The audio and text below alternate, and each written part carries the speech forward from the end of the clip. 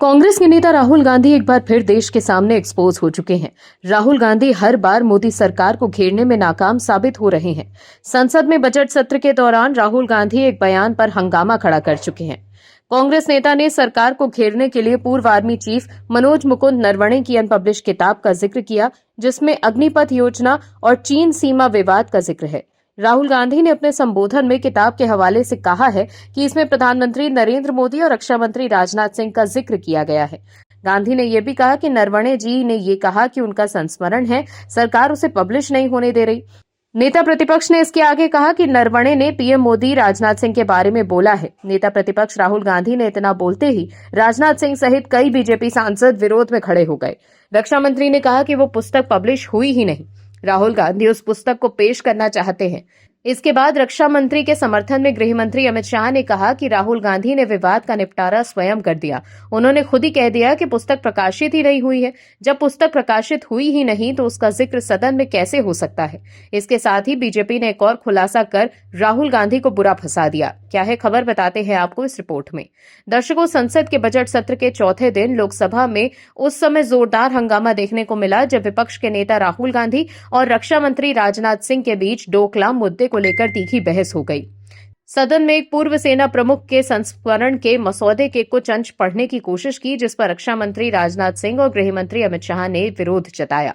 राहुल गांधी ने राष्ट्रपति के अभिभाषण पर लाए गए धन्यवाद प्रस्ताव पर चर्चा में भाग लेते हुए अपने भाषण की शुरुआत में ही बीजेपी सांसद तेजस्वी सूर्या के बयान का जिक्र कर सरकार पर पलटवार किया। उनका कहना था कि तेजस्वी सूर्या ने कांग्रेस की देशभक्ति और चरित्र पर सवाल खड़े किए हैं, इसीलिए वो एक पूर्व सेना प्रमुख के उस संस्मरण के अंश को पढ़ना चाहते हैं जो एक पत्रिका में प्रकाशित हुआ है। बीजेपी सांसद तेजस्वी सूर्या ने संसद में कहा कि पिछले 12 सालों में पीएम नरेंद्र मोदी की लोकप्रियता लगातार तेजी से बढ़ी है। यूपीए के 10 साल वाली पॉलिसी पैरालिसिस के 10 साल थे। साल 2009, 2010 और 2011 में राष्ट्रपति के अभिभाषण को कोट करते हुए तेजस्वी सूर्या ने बताया कि साल 2013 में कहा गया था कि हमारे देश को विकास के ग्लोबल और डोमेस्टिक फैक्टर्स प्रभावित कर रहे हैं।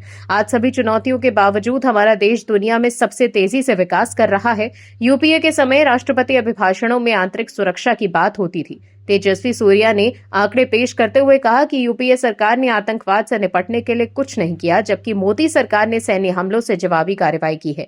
एक समय देश के 100 से ज्यादा जिलों में नक्सली हुआ करते थे, जबकि आज सिर्फ कुछ जिलों में नक्सली बचे हैं। इस पर कांग्रेस सांसद हिडी ईडेन ने आपत्ति जताई तो गृह मंत्री अमित शाह खड़े हुए और कहा कि तेजस्वी सूर्या ने राष्ट्रपति के अभिभाषण की बात की है।